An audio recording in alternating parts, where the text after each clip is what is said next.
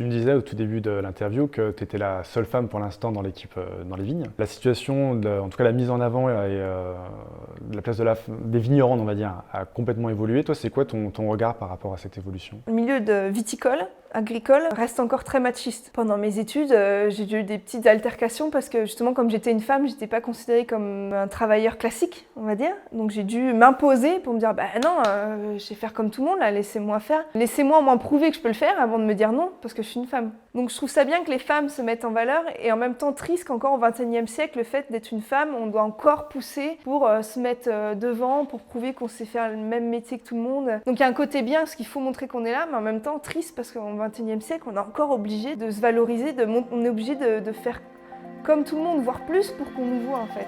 Salut à tous et bienvenue pour ce nouvel épisode du podcast des Nouveaux Explorateurs. Si vous êtes nouveau sur la chaîne, je suis Geoffrey Château, le fondateur de Discovery, qui est une agence spécialisée en création et développement d'identité de marque food, drink et lifestyle. Si vous souhaitez en savoir plus sur ce qu'on fait et sur l'agence, je vous donne rendez-vous tout de suite sur www.agencediscovery.fr. Avant de vous présenter notre invité, je vais vous demander un petit service. Le temps de réalisation et de montage des podcasts demande énormément de temps et si vous appréciez les épisodes et que vous souhaitez soutenir le podcast, je vous invite à vous abonner à la chaîne et à liker l'épisode. Aujourd'hui, je reçois Julie du Champagne de Souza. Si vous êtes passionné de vin, vous avez sûrement déjà entendu parler de ce domaine qui est situé à Avis, dans la Côte des Blancs, et peut-être plus particulièrement d'Éric de Souza, qui est le père de Julie, Charlotte et Valentin, qui sont aujourd'hui à la tête de l'exploitation. Si j'ai choisi d'aller à la rencontre de Julie, c'est parce que le Champagne de Souza fait partie des maisons précurseurs à avoir pratiqué une viticulture biologique et après en biodynamie. Et comme tous les précurseurs, la maison a vite été montrée du doigt, soit parce qu'on estimait que c'était complètement fou ce qu'ils faisaient, soit parce qu'on estimait que c'était dangereux pour le vignoble. Et malgré toutes les critiques, ils ont continué à travailler de la manière la plus respectueuse possible. Pendant cet épisode avec Julie, on va parler de son métier et de son rôle au sein du domaine de Souza, des attentes des consommateurs, de la place des vignerons en Champagne, de ce que pourrait être justement la Champagne dans 50 ans avec tout ce qui se passe au niveau de l'environnement. Bref, une multitude de sujets. Je vous laisse tout de suite en compagnie de notre invité. Je vous souhaite une bonne écoute. Merci Julie de nous accueillir pour le podcast. Alors c'est la question que je pose toujours en début de podcast, pour que les gens comprennent qui tu es et ce que tu fais. Est-ce que tu peux te présenter et un peu revenir sur l'histoire de la maison de Souza, s'il te plaît? Oui, alors moi je suis Julie de Souza, 29 ans. La maison de Souza, donc on est une maison de champagne familiale. Depuis 2020, je travaille avec ma grande sœur et mon petit frère. On a repris le domaine, donc nos parents sont partis en retraite. Moi, sur le domaine, je suis plutôt la partie vignoble, donc je m'occupe de la gestion du vignoble et surtout du travail avec les chevaux. Donc c'est moi la meneuse des chevaux sur le domaine. Et puis après, comme on a un domaine familial, faut un peu savoir tout faire. Donc des fois, je fais aussi accueil des clients, partir à l'étranger pour présenter les vins pour des tastings, des salons ou aide en cuverie parce qu'on a besoin d'aide. Donc il faut être multitâche. Est-ce que tu pourrais revenir rapidement sur ton parcours, parce qu'aujourd'hui, avec ta sœur et ton frère, vous avez repris l'exploitation, savoir un petit peu ce que tu as fait avant pour en arriver là aujourd'hui? Alors, pour mes études, donc, j'ai commencé par un bac STAV, à l'époque ça s'appelait comme ça. Sciences et techniques de l'agronomie du vivant au lycée viticole d'Avize, donc dans mon village. Et après, moi je suis une grande exploratrice, j'aime beaucoup voyager, donc après je suis partie faire un BTS viticulture œnologie à Beaune. Donc j'ai fait toutes mes études dans le vin. Après j'ai fait une licence sciences de la vigne à Dijon, à l'UVV. Et ensuite un master vigne, vin et terroir à Dijon, toujours. Et après ça, donc j'ai fini mes études en début d'année 2016. Je suis partie en voyage. Pendant 2 ans, j'ai fait le tour du monde. J'ai essayé de faire un tour du monde en tout cas. Et dans différents pays, du coup, je suis allée faire du vin. Donc je faisais 3 vendanges par an. Et après ce tour du monde, au bout de 2 ans, je suis revenue sur le domaine pour pouvoir travailler en famille. Justement, le côté familial, pour travailler avec d'autres vignerons, il y a le côté légué qui est hyper important. Il y a alors peut-être pas chez vous, mais en tout cas souvent j'entends qu'il y a une grosse pression quand on reprend un domaine. Quand tu es revenu sur l'exploitation, est-ce que tu avais des peurs ou des appréhensions en te disant je vais reprendre un domaine avec ma sœur et mon frère et qu'est-ce que ça va engendrer derrière? Est-ce que tu as eu des appréhensions par rapport à ça? Alors par rapport à la reprise de domaine, j'ai pas trop d'appréhension parce que nos parents ils nous ont toujours inclus dans le travail. Nous, dès qu'on avait 14 ans, pour se faire de l'argent de poche, on allait travailler dans les vignes l'été, donc on avait déjà un peu une vision du travail. Ils nous ont donné la conscience aussi de l'argent, si on veut avoir de l'argent, il faut travailler, donc c'est une conscience du travail qu'il faut y aller pour vouloir ce qu'on veut, ça ne tombe pas tout cru comme ça. Non, c'était plus au début, je me voyais en me disant, ben voilà, je suis une employée classique, je suis pas la fille donc il faut que j'apprenne, je vais faire des erreurs. Et notre père et notre mère qui nous suivaient beaucoup. Et au fur et à mesure, il nous a laissé de plus en plus de responsabilités. Donc on a dû gérer une mise en bouteille, par exemple, ou des vendanges. Moi, tout de suite, on m'a mis aux vendanges en tant que chef d'équipe. Donc en fait, je dois gérer entre 25 et 30 personnes, à les conduire dans les différents dans les différentes vignes, de leur dire bah, tu coupes là comme ça, gérer toi, tu vas passer vite comme ça, tout de suite, alors que je venais de débarquer à la maison, on va dire. Après, j'avais pas trop de crainte par rapport à mon frère et ma sœur parce qu'en fait, on s'entend bien. Puis je me suis dit après, ça reste un domaine familial, donc s'il faut qu'on s'engueule, on s'engueulera, mais on sait qu'on va toujours se réconcilier autour d'un verre de champagne. Donc non, ça se passe plutôt bien et je trouve même que la relation entre la nouvelle génération et l'ancienne, nous on est quand même une vision au niveau du travail qui est différente comparée à ceux de nos parents et on s'entend même mieux, je trouve, tous les trois ensemble, où on a pu avoir, quand nos parents n'étaient pas encore en retraite, des fois des conflits au niveau, par exemple, gestion personnelle où la nouvelle génération on a une vision plus moderne, on va dire, là-dessus. Donc non, ça se passe plutôt bien. Pour l'instant, c'est pas encore entretué, donc ça va. Et puis, ce qui me rassurait par rapport à ma venue au domaine, c'est aussi, nous, ça fait 12 ans qu'on travaille avec des chevaux dans les vignes. Mais en fait, comme j'étais encore en études, c'était un prestataire. Parce que c'était l'ambition de mon père et de moi aussi de vouloir remettre des chevaux dans les vignes. Et le fait que je revienne moi sur le domaine, c'était vraiment ma partie. Donc je me suis créé un nouveau poste sur notre domaine familial. Donc du coup, j'ai vraiment ça qui est ma responsabilité, où il n'y a que moi qui gère, parce qu'au domaine, il n'y a que moi qui sais monter à cheval, mener un cheval. Donc du coup, j'ai quand même ma version, mon job personnel, où du coup, je le crée et il n'y a que moi qui est dedans. Donc c'est vrai que là-dessus, je me concentre beaucoup et je sais qu'il n'y allait pas avoir d'intervention d'autres personnes. Donc c'est vrai que c'est assez stimulant aussi d'avoir son propre job dans le domaine. Et je trouve intéressant, tu dis justement, rien à voir avec les anciennes générations, cette nouvelle génération de vignerons. Les anciens, si tu es vraiment à la tâche, en tout cas des histoires qu'on me raconte souvent, alors ça bosse encore aujourd'hui, mais en tout cas il y avait d'autres matériels. Comment t'expliques justement ce besoin de la nouvelle génération de travailler pour des marques qui ont un vrai objectif, soit social, soit environnemental? En tout cas, il y a une volonté, quand tu t'écoutes dans les médias, cette nouvelle génération qui venait donner du sens à son travail. Comment toi tu le vis aujourd'hui sur le domaine? Nous, je dirais déjà, quand on fait un travail agricole, c'est un travail à temps plein. C'est vrai que nous, en plus, on travaille en famille. C'est très compliqué finalement de séparer la vie du travail de la vie perso. Le dimanche, quand on fait des repas de famille, on parle travail tout le temps. Finalement, on a un peu du mal à couper. Donc je dirais que pour nous, en tout cas dans l'agricole, ça nous paraît essentiel parce que c'est notre vie complète. On ne fait jamais des horaires classiques, on ne finit pas à 17h pile. Souvent, on traîne un peu dessus. Ou des fois, le week-end, on part en salon pour parler de notre métier. Donc, on est dedans tout le temps, en fait. Après, je dirais pour les autres métiers, notre jeune génération, c'est que c'est vrai qu'on a... je pense qu'on a vu justement des anciennes générations qui se tuaient au travail et que finalement, quand ils arrivaient à un moment plus avancé dans leur vie, ils regardaient en disant finalement, qu'est-ce que j'ai fait? Est-ce que ce que j'ai fait m'a plu? Et nous, on n'a pas forcément envie de retourner là-dedans. Donc je pense qu'on est plus dans le dire, le travail c'est quand même une grosse partie de notre vie, donc il faut qu'on se plaise dans notre travail, sinon quel intérêt de continuer comme ça? Enfin, de ce que je comprends, c'est ça. Et toi, tu arrives à trouver du sens? Enfin, quel sens tu donnes du coup à ton travail par rapport à ce que tu fais aujourd'hui? Moi, ce que j'apprécie, déjà, donc moi je suis passionnée par le vin et les chevaux, donc du coup j'ai les deux en même temps, c'est assez pratique. Je sais que moi je peux pas vivre sans chevaux, ça c'est sûr. Donc j'allie ma passion avec mon travail tous les jours.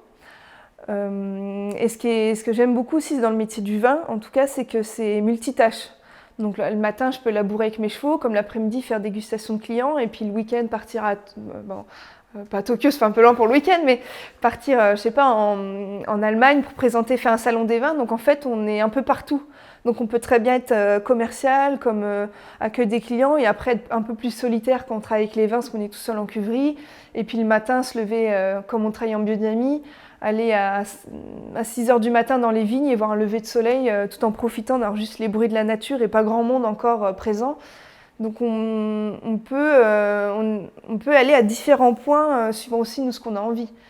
Et ce que j'aime beaucoup aussi, c'est qu'on suit la nature. Moi, je sais que je suis quelqu'un, rester une semaine enfermé dans un bureau, c'est pas possible, quoi. Il faut que je sois dehors. Donc là, ça me permet aussi d'être dehors tout le temps et suivre aussi la nature. On est des périodes où l'été et le printemps, on travaille beaucoup, quoi. On est vraiment à fond, là on regarde pas nos heures et puis de toute façon c'est quand il y a du travail on y va. Ou là en ce moment par exemple post-vendange c'est déjà un peu plus calme, donc là on prend un peu plus le temps, on se permet d'être un peu plus au bureau pour l'accueil des clients ou refaire, je sais pas, on retravaille sur des étiquettes ou sur des nouvelles cuvées. Donc on est vraiment en train de gérer un produit de A à Z et qui est vraiment assez ouvert. Donc on fait différents métiers dans un seul en fait. Et c'est ça qui me plaît dans mon métier. Justement, le fait d'être multitâche comme ça, tu te dis jamais syndrome de l'imposteur, je suis pas à ma place, ou tu parlais justement du management en te disant, t'arrives, tu dois manager 25 personnes. Est-ce que tu te remets en question, est-ce que tu doutes On doute toujours, hein, ça, c'est sûr. Non, je trouve que ça permet de développer différentes compétences. C'est sûr qu'il y a des moments où on est plus ou moins à l'aise sur certaines choses. Mais après, on se remet toujours en question parce que suivant ce qu'on doit faire, on est plus ou moins à l'aise. Mais ça nous permet justement d'avancer. Des fois, c'est tout. On peut trébucher sur une chose sur laquelle on n'était pas à l'aise, mais on se dit, c'est tout. J'ai loupé là, comment je peux faire pour aller mieux? Ou on demande de l'aide après. C'est ça aussi l'avantage de travailler en famille, on n'est pas tout seul. Donc s'il y a un souci, je demande à ma sœur, mon frère, ou bien des personnes qui travaillent avec nous. Ils sont aussi, par exemple, des fois... je m'intéresse un peu à la mécanique, mais il y a des choses où il manque un peu d'infos, donc j'hésite pas à aller voir des gens avec qui on travaille en disant je sais pas trop, tu veux pas m'aider s'il te plaît, de pas en fait rester bloqué en disant non, c'est moi la chef, donc je reste chef. Non, on est tous au même niveau, ça on est assez, pas impartial, mais on a un point d'honneur là-dessus, où dire on est tous au même niveau, il n'y a pas de chef. À part qu'il faut prendre une grande décision, mais quand je suis aux vignes avec, je dis les gars parce que pour l'instant je suis la seule aux vignes en tant que femme, on essaye de pousser un peu plus, mais quand on est tous aux vignes, on prend tous, quand on a des questions, j'en discute avec tout le monde, quoi. C'est pas non c'est moi la chef, c'est moi qui prends la décision. On en discute en me disant tu vois ce pied là, je sais pas trop quoi en faire, qu'est-ce que t'en penses? Moi je sais pas.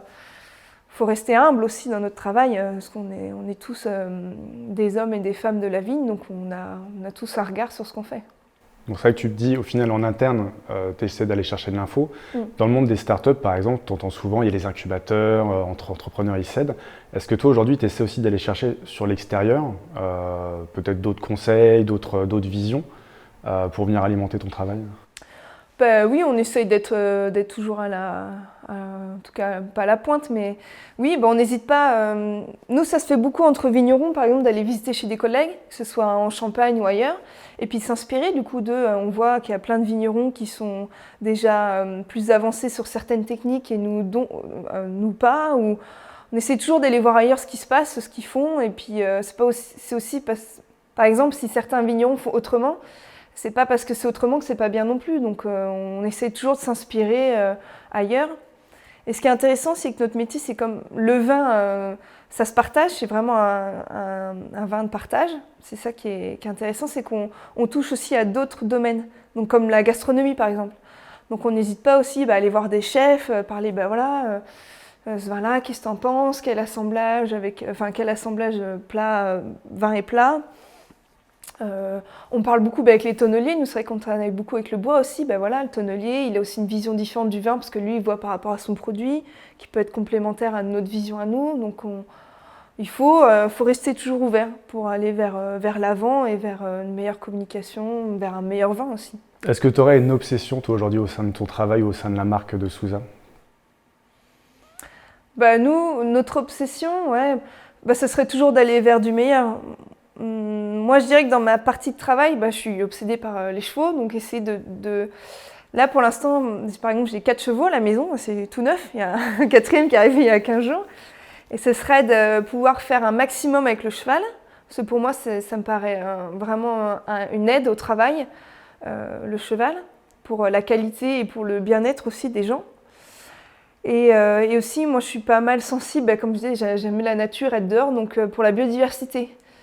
Au domaine, je suis responsable pour replanter des haies, remettre des arbres, remettre des rosiers, des fleurs, des lavandes, donc un peu responsable biodiversité pour un plus beau paysage champenois, parce que nous, donc la Champagne, on est classé à l'UNESCO par rapport à nos paysages. Mais finalement, quand on regarde le paysage, suivant pas tous les villages, hein, mais c'est que sur la Côte des Blancs, dans l'ensemble, en gros, en fait, on a la forêt en haut, dans les coteaux et un peu plaines, les vignobles, et après les champs. Et quand on voit des photos du vignoble il y a 60 ans, il y avait encore beaucoup de vergers, beaucoup plus d'arbres. Et là, ils ont été coupés pour souci de facilité avec les machines, surtout que les machines sont de plus en plus grosses. Donc les haies et les arbres ont été supprimés.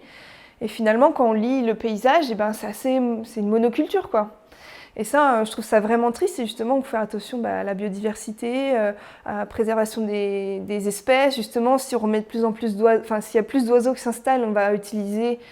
nous, on n'en utilise pas comme on est en bionyme d'insecticides, mais ça pourrait aider aussi à avoir moins de chenilles, donc que peut-être dans l'ensemble de la Champagne, après, on mette moins d'insecticides. Donc ça me paraît important d'avoir une vision là-dessus. Donc c'est pour ça, moi, j'essaie de militer pour remettre des arbres un peu partout. L'avantage aussi du cheval, c'est que par exemple, on n'est pas réglementé au niveau de la hauteur. Parce que les machines, elles enjambent les vignes, donc elles sont très hautes, que le cheval, lui, il baisse la tête. Donc finalement, on peut mettre des arbres un peu plus facilement. Donc il y a tout ça autour de la réintégration des animaux et de la biodiversité qui me paraît important. Et vers quoi on tend en plus, même le CIVC et la Champagne en général et même la France, on voit que de plus en plus de vignobles disent qu'ils veulent remettre des arbres, faire attention à ça. Donc je dirais que moi, c'est plus ma vision de notre futur pour la maison serait là-dessus. Justement, tu parlais du côté environnemental et surtout de bons produits pour les personnes. Selon toi, qu'est-ce que les gens attendent aujourd'hui d'une marque de champagne ou d'un producteur de vin en général ? Est-ce que tu penses qu'il y a d'autres attentes Du point de vue du consommateur ? Ouais. C'est une bonne question. Je dirais que maintenant, on voit bien que les personnes sont de plus en plus sensibles à la façon dont on travaille. Et là, ça serait plus une critique par rapport à notre région, mais je me dis, on est quand même une région qui a de l'argent présent, qu'on valorise nos produits. Et moi, ça me paraîtrait normal qu'on aille vers des façons de travailler de plus en plus respectueuses de l'environnement. Nous, ça fait 22 ans qu'on est en biodynamie, donc on a déjà cette intégration, on travaille déjà comme ça, en tout cas, on essaye au mieux. Mais je pense que oui, effectivement, les gens maintenant, ils comprennent bien que l'utilisation de produits chimiques à outrance, c'est pas intéressant. Et qu'en plus, avec le changement climatique qu'on a dans notre région, on va vers des temps de plus en plus secs, de moins en moins pluvieux. Donc on peut aussi utiliser de moins en moins de produits. Donc j'imagine que les gens sont intéressés vers le fait que les vignerons aillent vers des techniques qui impactent moins l'environnement en tout cas. Oui. J'entends de la part de certains vignerons, sur tout ce qui est bio et biodynamie, dire que c'est assez complexe à mettre en place, que quand on a eu des années avec beaucoup de pluie, beaucoup de maladies, c'est une vraie galère. Toi, tu penses que le 100% bio ou 100% de biodynamie, ça sera envisageable? Alors, quelle période? J'en sais rien, mais que toute la Champagne bascule? Moi, ce que je vois depuis quelques temps, c'est qu'il y a beaucoup de maisons maintenant qui commencent, de petits vignerons ou de maisons, donc grandes maisons de Champagne, qui se lancent dans la bio. Alors là, par contre, c'est que faut savoir quand on se lance dans l'agriculture biologique, il y a 3 ans de conversion, donc 3 ans pour qu'on ait après le label bio. Et en plus, en Champagne, donc quand on a fait la vendange, on a encore une limite où donc le vin il doit se vinifier. Et après, il faut qu'il reste minimum pour un champagne, un BSA, donc brut sans année, 15 mois sur latte avant la vente. Et pour un millésimé, donc 3 ans. Donc entre la conversion de 3 ans de bio, plus on n'a qu'à dire un millésimé, il faut le laisser 3 ans en cave et on peut dire encore 1 an de plus ou 2 ans pour la commercialisation. La transition, elle fait sur 7 ans, quoi. Ou plus courte si on est sur un champagne, mais bon, un champagne classique, mais ça prend entre 4 à 5 ans. Je dirais que là, en ce moment, la Champagne est dans une vraie mouvance, je ne sais pas si on peut dire révolution, mais où là, il y a pas mal de gens, beaucoup de jeunes de notre âge qui s'installent, qui reprennent des domaines de leur père, leur mère, leur grand-père, et qui se lancent vers la biodynamie, ou en tout cas l'HVE, en tout cas vers des certifications plus respectueuses de l'environnement, et qui sont vraiment convaincus de ça. Donc ça, c'est vraiment en train de changer, c'est juste que le temps que ça se mette en place et que les bouteilles sortent, il y a toujours un décalage.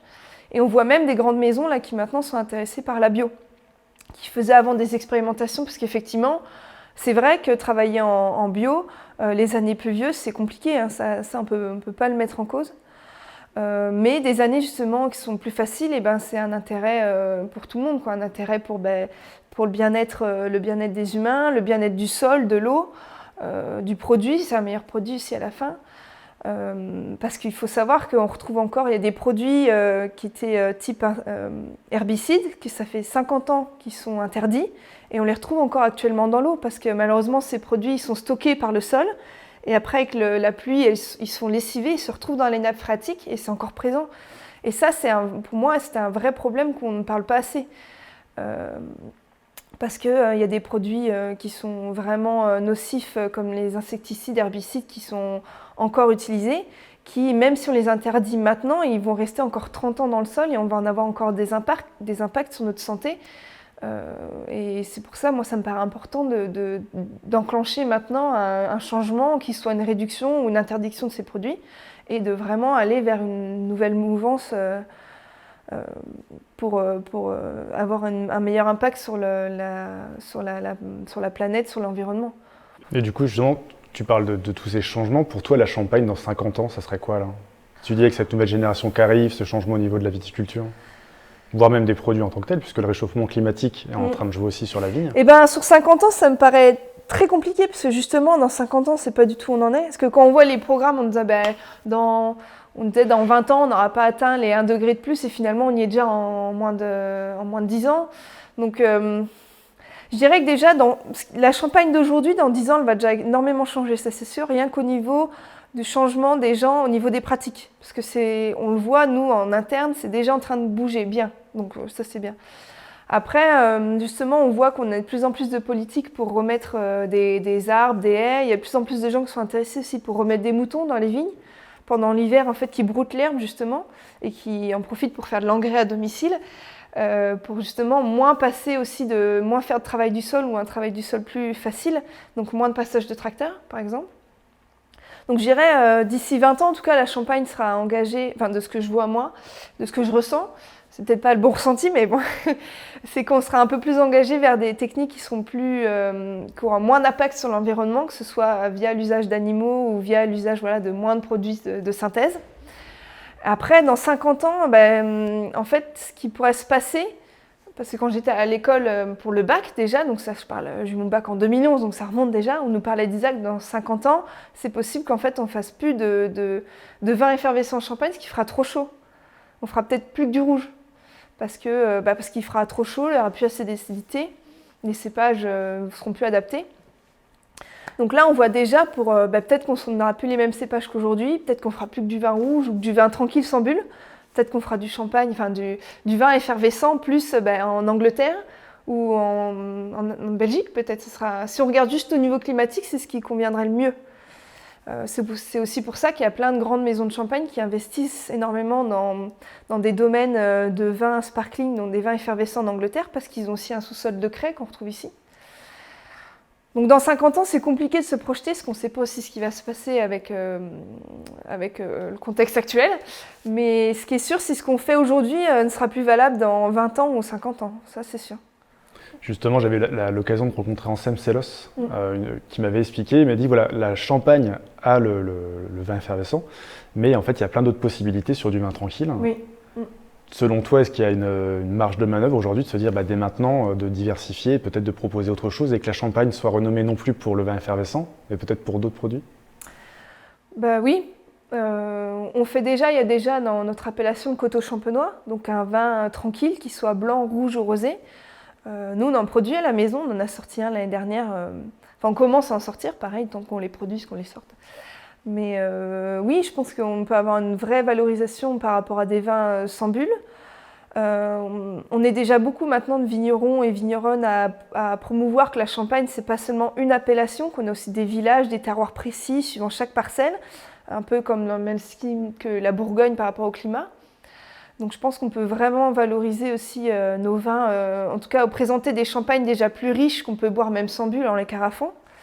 On peut valoriser avec nos coteaux champenois. Après, moi je pense qu'on peut aussi peut-être aller vers des changements de cépage. Là on est plus par contre bloqué par rapport à des législations qui sont l'AOC en disant droit à tel cépage, ce qui est normal, ce qui nous aide aussi d'avoir une appellation belle et riche. Mais là, il va peut-être avoir dans quelques années des discussions parce que certains cépages ne vont peut-être plus coller par rapport en tout cas au climat. Donc peut-être avoir des cépages différents qui pourraient nous aider là-dessus.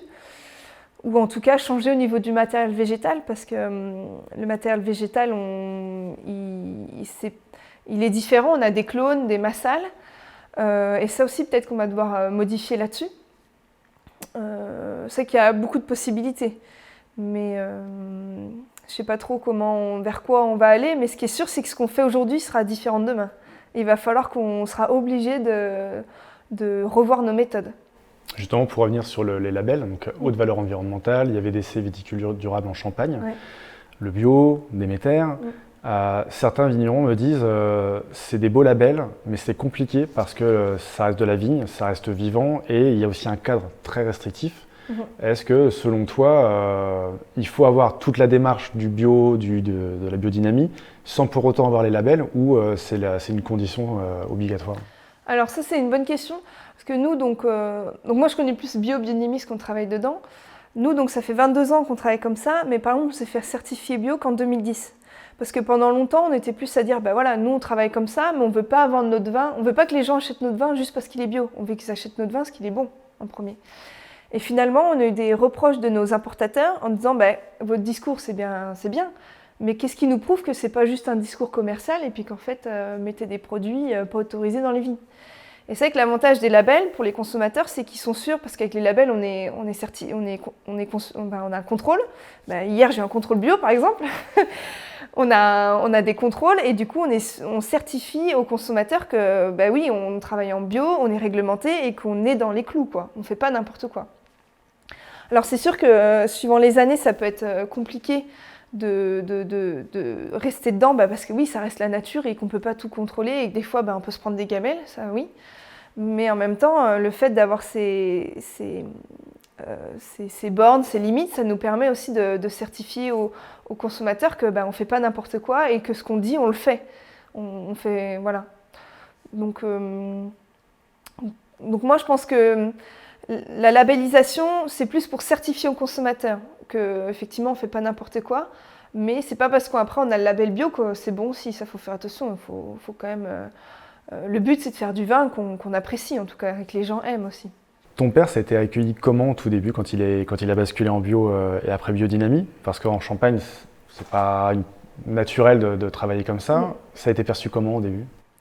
Pas dire mal, mais on était perçus un peu comme des sorciers, quoi.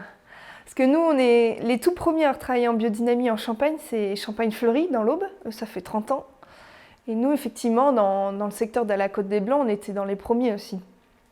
Plus tard que Fleury, mais on était dans les premiers. Nous, ils nous prenaient, notre père et notre mère, ils les prenaient un peu pour des sorciers, quoi.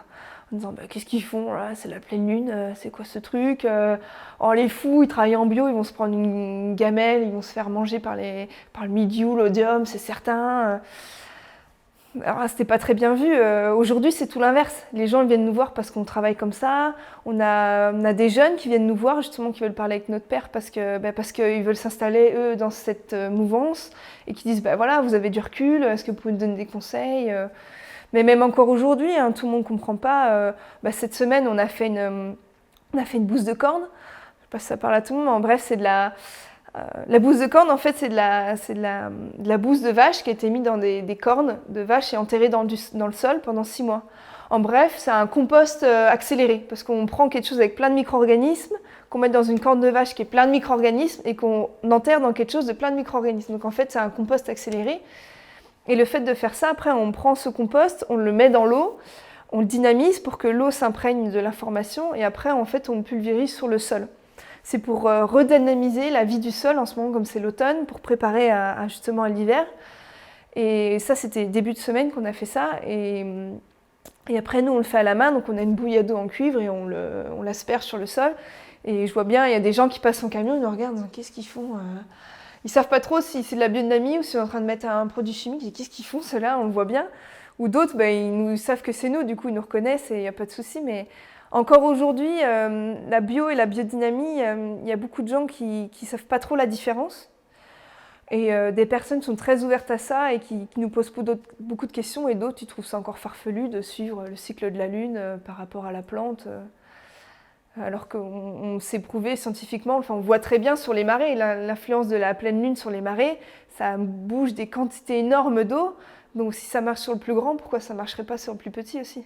Du coup, que ce soit toute la famille, vous prenez beaucoup de temps à transmettre comme ça toutes vos démarches environnementales, toute votre expérience en fait?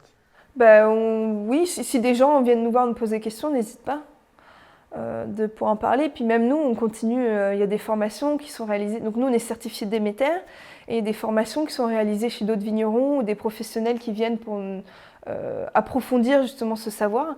Donc nous, on continue à se former parce que on apprend tous les jours. Il faut se former par rapport à des personnes. Il y a des gens, ça fait encore plus longtemps que ça, qui travaillent en biodynamie, donc c'est toujours intéressant d'avoir déjà les infos d'autres vignerons dans d'autres régions parce qu'ils peuvent, ils peuvent avoir d'autres problématiques qui peuvent venir vers nous aussi plus tard ou aujourd'hui. Et puis si on a des personnes qui nous posent des questions, on n'hésite pas à en parler parce que je pense qu'on aime parler de notre métier, donc déjà on aime bien en parler. Puis aussi parce que c'est ça aussi la transmission, c'est important de transmettre notre savoir et notre vécu. Tu me disais au tout début de l'interview que tu étais la seule femme pour l'instant dans l'équipe dans les vignes. Dans les vignes, la situation, en tout cas la mise en avant et la place des vignerons, on va dire, a complètement évolué. Toi, c'est quoi ton regard par rapport à cette évolution? Moi, je dirais que c'est bien de mettre en valeur les femmes parce qu'effectivement, c'est vrai que le milieu de viticole, agricole, reste encore très machiste. Je sais que moi, j'ai déjà eu durant des stages pendant mes études, j'ai déjà eu des petites altercations parce que justement, comme j'étais une femme, je n'étais pas considérée comme un travailleur classique, on va dire. Donc j'ai dû m'imposer pour me dire non, je vais faire comme tout le monde, là, laissez-moi faire. Laissez-moi au moins prouver que je peux le faire avant de me dire non, parce que je suis une femme. Donc j'ai dû m'imposer. Donc moi je me rends compte que j'ai énormément de chance, parce que comme on est en famille, le fait d'être un homme ou une femme, ça ne se pose pas la question. En fait, on est là et on le fait. Donc nous, on essaie de le mettre un maximum aussi en place avec les personnes qui viennent travailler avec nous. On a beaucoup de stagiaires, comme il y a un lycée viticole et il y a un CFPPA dans le village. On prend des stagiaires très régulièrement, que ce soit hommes ou femmes. On ne fait pas de différence, quoi. S'il faut charger un truc lourd, on demande de l'aide. Et puis si on n'y arrive pas, on sait demander de l'aide, mais au moins on demande si il ou elle peut le faire, s'ils se sentent capables, avant de dire non, tu peux pas, tu as vu tes bras. On laisse la personne essayer et si elle y arrive, tant mieux. Puis si elle n'y arrive pas, on apprend, on demande de l'aide. Mais on ne veut pas faire de différence par rapport au genre, en tout cas. Et je ne sais plus la question. En tout cas, quel était ton ressenti par rapport à cette situation? Est-ce qu'il y a encore du travail à faire? Oui, encore pour moi. Alors, je trouve ça bien de mettre en valeur les femmes pour montrer que oui, il y a des femmes en Champagne. Pourtant, on a une appellation où depuis longtemps, on met en valeur les femmes parce que justement, le côté veuve, les veuves Kiko, veuves Lano, les veuves ont été mis les femmes ont été mises en valeur très tôt en Champagne pour le fait qu'elles étaient chefs d'entreprise et qu'elles ont su mener. Mais pourtant, on voit encore qu'il y a du sexisme présent tous les jours, on va dire. Donc je trouve ça bien que les femmes se mettent en valeur et en même temps triste qu'encore au XXIe siècle, le fait d'être une femme, on doit encore pousser pour se mettre devant, pour prouver qu'on sait faire le même métier que tout le monde. Donc il y a un côté bien, parce qu'il faut montrer qu'on est là, mais en même temps triste parce qu'au XXIe siècle, on est encore obligé de se valoriser, on est obligé de faire comme tout le monde, voire plus pour qu'on nous voit en fait. Justement, si tu avais 3 conseils à donner, alors homme ou femme, mais 3 conseils à donner à toi peut-être en début de carrière ou à des jeunes vignerons, ça serait quoi tes 3 conseils? Que faut pas hésiter à aller voir d'autres professionnels du milieu pour poser des questions. Il n'y a pas de questions bêtes. Faut pas hésiter à poser des questions, aller voir, se renseigner. Si on fait des erreurs, c'est pas grave, c'est normal, on se forme. Et notre conseil, qu'il faut pas se brimer en fait. Faut pas hésiter à être original. On a beau être dans une région, on a une AOC, donc on a des cadres, ce qui est normal, mais c'est pas pour autant qu'il faut pas garder son originalité. Voilà. Il faut rester soi-même. Et pas hésiter à mettre en valeur son petit grain de sel, quoi. On a beau être une appellation, on est unis, on est la Champagne, mais dans la Champagne, il y a différents vignerons qui sont tous différents, qui font tous des vins différents, et que ça, il faut pas hésiter à le mettre en valeur. Ça serait quoi, toi, la plus grosse galère que tu as rencontrée depuis le début de ta carrière et qui t'a le plus appris? La plus grosse galère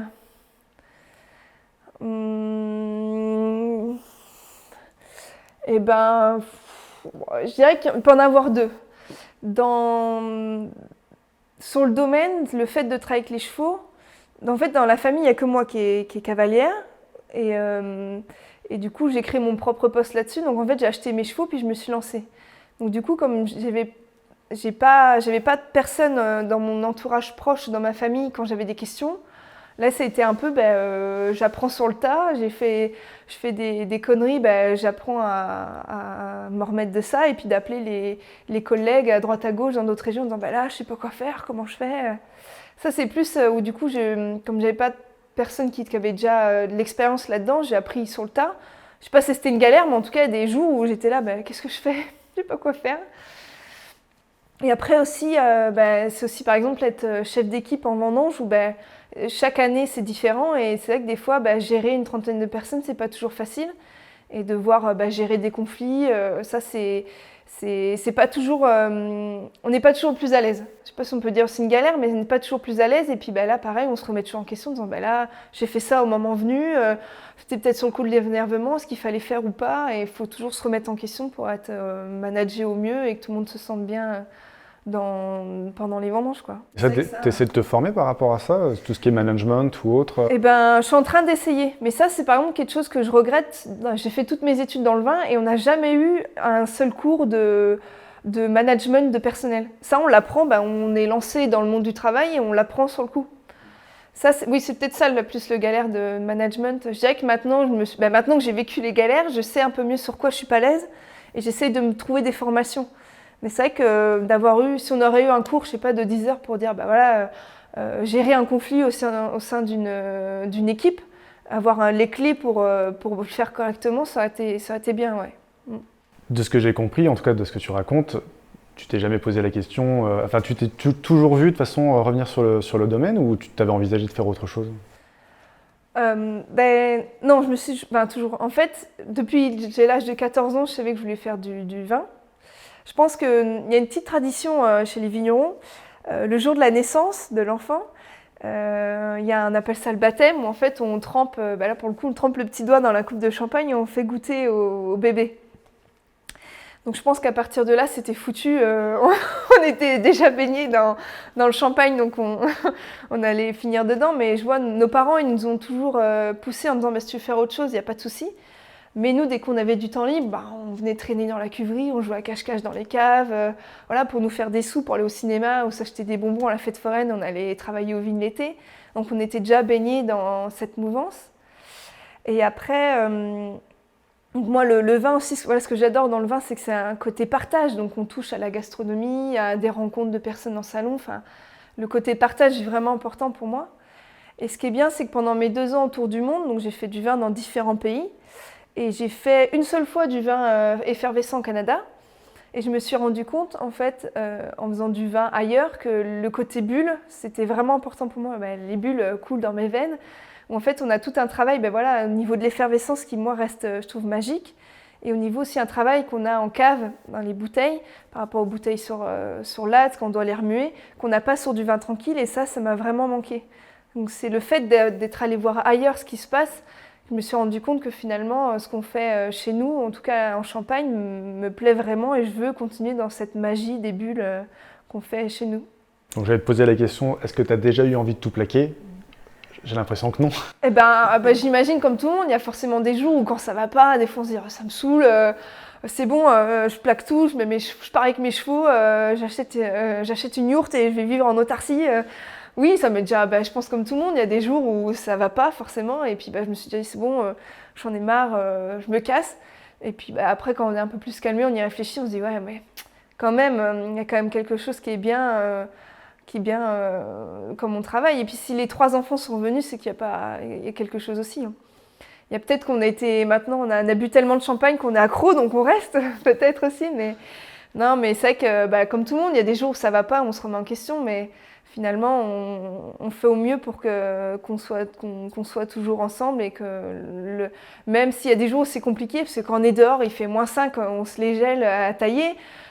C'est sûr que là, on se demande des fois ce qu'on fout là, mais on le voit très bien quand on rentre le soir à boire une coupe de champagne, on se dit ouais, mais quand même, on est dans un lieu de travail qui est exceptionnel et ça nous plaît, même s'il y a des jours où c'est dur. Alors la question que je vais te poser là est très personnelle, mais c'est quoi pour toi la définition de la réussite?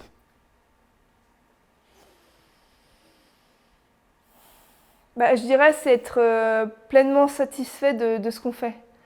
Enfin, pour moi, mais ça serait dire, ben, on fait un regard sur ce qu'on a fait sur la journée ou il y a une semaine et on se dit, bah, du coup, est-ce que j'ai fait, je suis satisfaite, est-ce que ça me plaît, est-ce que je me sens bien dans mon travail?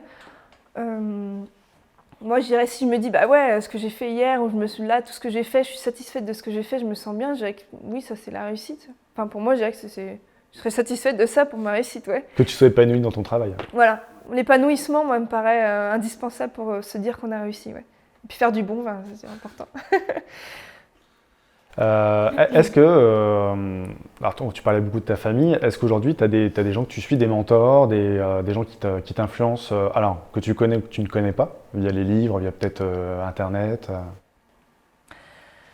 Eh ben, je parlais pour justement l'attraction animale, donc moi à l'époque, l'impression d'être vieille quand je dis ça, il n'y avait pas de formation qui existait encore. Comparé à aujourd'hui, on voit qu'il y a plein d'écoles du cheval vigneron. Et du coup, je me suis formée sur le tas en allant voir des vignerons qui travaillaient en biodynamie avec les chevaux. Donc je sais qu'actuellement, si j'ai encore des problèmes ou des questions, je les appelle. Donc je sais que j'ai encore des vignerons où je garde beaucoup de contacts parce que c'est eux qui m'ont formée à ça aussi. Et après, je suis un peu ce qui se passe dans le monde viticole. Donc il y a certains vignerons ou vigneronnes que je suis plus que d'autres, effectivement. Après, je suis assez impressionnée par la jeune génération qui, pour moi, bouge beaucoup. Et je sais qu'il y a une personne, je pense qu'elle va être surprise quand elle va m'entendre, mais Marianne Gamet, qui est plus jeune que moi, Marianne, elle doit avoir 26 ans, je crois. Et je suis vraiment impressionnée par son parcours où ça fait 2-3 ans qu'elle est revenue sur le domaine et elle a fait d'énormes changements. Et elle travaille beaucoup justement sur le côté marketing, nouvelle cuvée, elle a lancé du cidre, elle fait du miel et d'arriver à, me dit, à 26 ans de faire autant de choses d'un coup, moi ça m'impressionne pas mal et c'est vrai que je la suis beaucoup, bon, on se connaît, c'est une amie, mais je la suis aussi beaucoup sur ce qu'elle fait sur les réseaux et je me dis, c'est vrai que il y a des choses, je me dis, si on pouvait, enfin pas si on pouvait, mais si on arrivait à bouger autant de choses que Marianne, ça serait fou. Après, il y a d'autres vignerons qu'on suit, ça dépend des mouvances, mais j'essaye d'être toujours à l'actualité et de voir. Puis après, des fois, on peut suivre un vigneron, puis on en découvre un nouveau, donc on suit celui-là. Enfin, ça reste global, mais voilà. Tu parlais justement des réseaux sociaux, que tu suivais son actualité. Aujourd'hui, il y a Facebook qui est un peu en train de mourir. Instagram, c'est compliqué. Maintenant, il y a TikTok qui arrive, donc on a des vignerons comme Émile Codens. Ouais. Que tu connais peut-être, qui sont arrivés et qui ont fait beaucoup parler du métier de vigneron. Aujourd'hui, c'est quoi, vous, votre rapport avec les réseaux sociaux par rapport à la marque? Alors nous, on est plus Facebook, Instagram. Alors, je pense que c'est la vieille génération. Moi, j'avoue, TikTok, j'y connais rien. Je suis jamais là-dessus. Le peu que je vois, ça m'intéresse pas vraiment parce qu'on voit souvent les vidéos de TikTok où c'est plus des trucs humoristiques. Mais enfin, moi, j'avoue que j'y connais rien là-dessus. Nous, on est plus sur un sac Facebook, Instagram, plus Instagram parce qu'on fait pas mal les photos. On pratique un peu là-dessus, mais... Vous n'êtes pas forcément à vouloir communiquer absolument sur les réseaux Non, on communique si on a des nouvelles cuvées ou des photos sympas. Après, on aimerait bien développer un peu plus parce qu'avec ma sœur et quelques-uns des personnes qui travaillent chez nous, on est en train on se forme à la langue des signes pour être plus ouvert à tout le monde. Et là, du coup, par contre, on aimerait bien, parce que la langue des signes, comme c'est visuel, de pouvoir communiquer plus sur les réseaux sociaux avec ça. Donc c'est vrai que pour l'instant, là, on communique sur des nouvelles cuvées ou des photos, voilà, des vignes avec les chevaux ou des dégustations quand on se déplace. Mais on aimerait bien être un peu plus présent, là, sur le coup, avec notre travail sur la langue des signes. Ça, il faut qu'on s'y mette.